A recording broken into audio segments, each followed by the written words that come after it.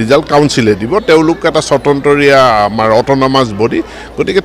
এতিয়া খবৰটো আহিছে বামুণী মৈদাম গুৱাহাটীৰ পৰা যে এইচএছ পৰীক্ষাৰ ৰিজাল্ট আচলতে তেওঁলোকে কেতিয়া দিব এতিয়া তেওঁলোকে ইয়াত জাননী দিছে যে Assam HS final result 2024 to be announce in May 2024 তেওঁলোকে জাননীটো দিছে যে এইচএছ পৰীক্ষাৰ ৰিজাল্ট মে মাহতে দিয়া হ'ব এতিয়া আমি সেইটো শুনো আহক যে শিক্ষামন্ত্ৰী ডাঙৰীয়াই কি বুলি কৈছে এইচএছ পৰীক্ষাক লৈ আৰু কাউন্সিলৰ সিদ্ধান্তটো আচলতে কি নাই 5 তাৰিখৰ ভিতৰত বুলি মই কোৱা নাই মই কৈছোঁ প্ৰথম সপ্তাহতে দিম গতিকে সোনকালে দিম খৰখেদা কৰিব নালাগে সোনকালে সেইটো মইতো ৰিজাল্ট নিদিওঁ ৰিজাল্ট কাউন্সিলে দিব তেওঁলোক এটা স্বতন্ত্ৰীয়া আমাৰ অট'নমাছ বডি গতিকে তেওঁলোক আপোনালোকে CBSE সুধিছে নেকি কেতিয়া ৰিজাল্ট দিব